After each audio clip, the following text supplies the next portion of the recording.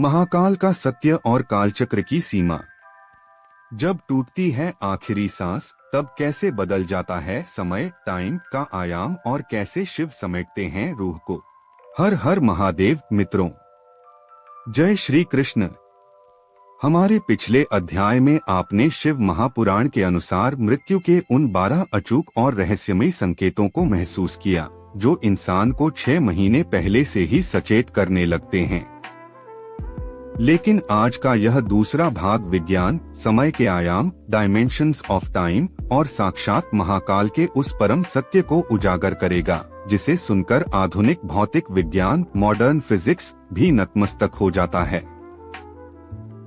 आज हम उस सबसे संवेदनशील और रोंगटे खड़े कर देने वाले पल की गहराई में उतरेंगे, जब इंसान इस मृत्युलोक में अपनी आखिरी सांस लेता है। उस एक आखिरी पल में समय कैसे ठहर जाता है। भौतिक संसार का समय, क्लॉक टाइम, और आत्मा का आंतरिक समय कैसे बदल जाते हैं, और काल के स्वामी महादेव उस जीवात्मा को ब्रह्मांड के इस सबसे बड़े चक्रव्यूह से निकालकर कैसे अपने भीतर समेटते हैं। शिव महापुराण के अनुसार जब मृत्यु का वह अंतिम क्षण आता है, तो इंसान के आसपास की भौतिक दुनिया पूरी तरह बदलने लगती है। चिकित्सा विज्ञान कहता है कि दिल की धड़कन रुक गई और इंसान मर गया।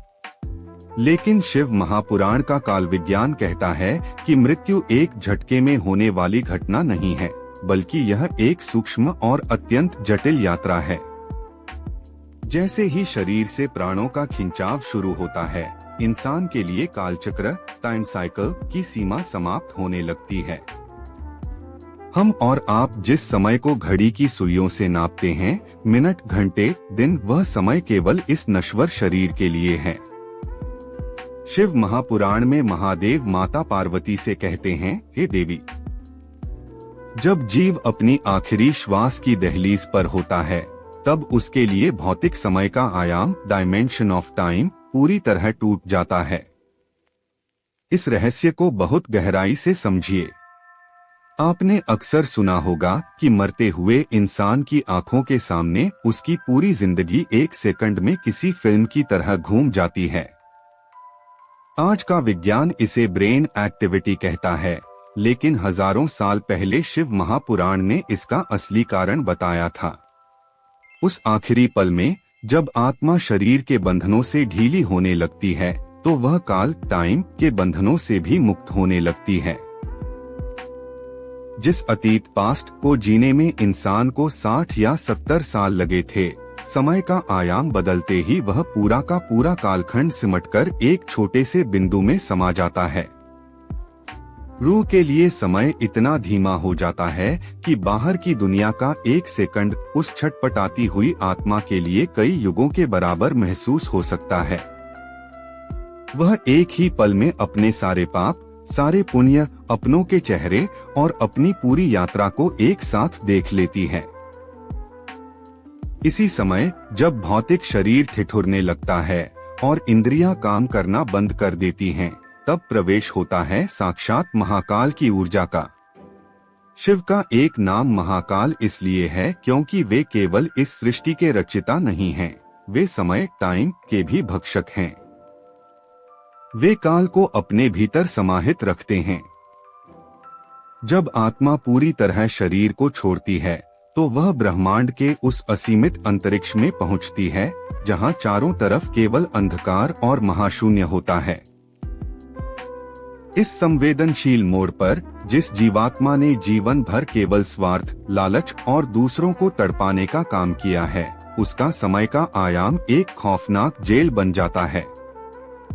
उसे ऐसा महसूस होता है कि वह अनंत काल के लिए किसी गहरे, ठंडे और डरावने भंवर में फंस गई है, जहां से निकलने का कोई रास्ता नहीं है। उसके अपने ही बुरे कर्मों की यादें भूत बनकर उसे डराती हैं और उसके लिए समय का एक एक पल सदियों जैसा भारी हो जाता।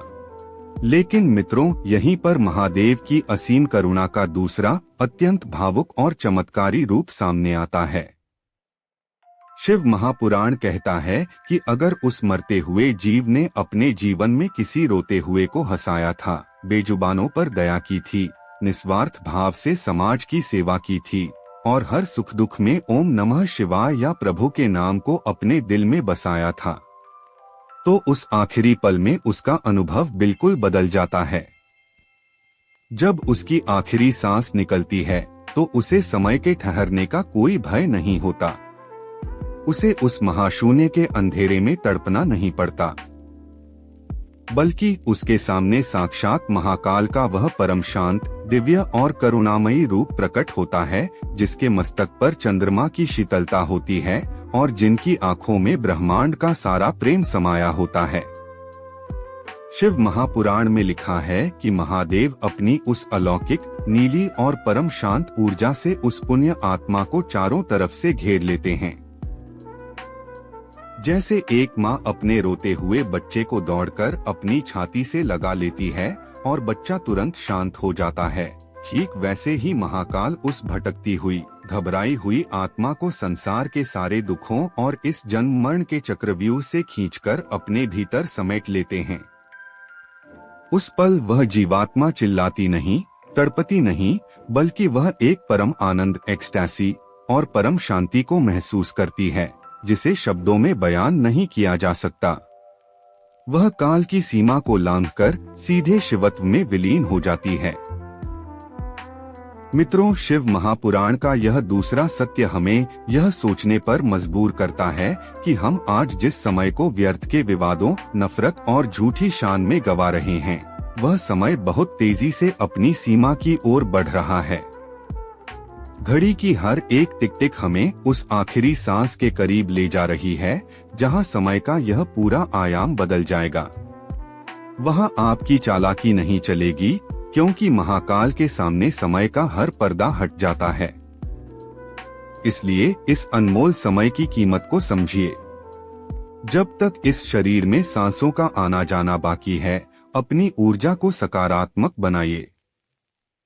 नफरत को छोड़िए, प्रेम बांटिए और उस महाकाल की चेतना से जुड़िए, ताकि जब हमारी भी आखिरी सांस निकले तो समय का बदलना हमारे लिए कोई खौफ नहीं, बल्कि महादेव की गोदी में विश्राम करने का एक परम पावन अवसर बन जाए।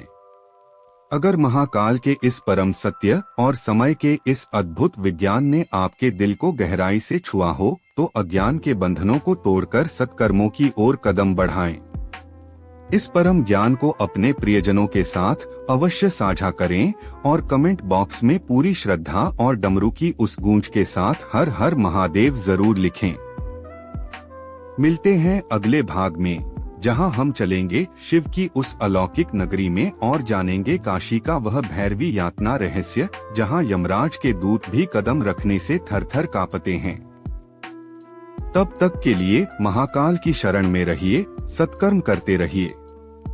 हर हर महादेव।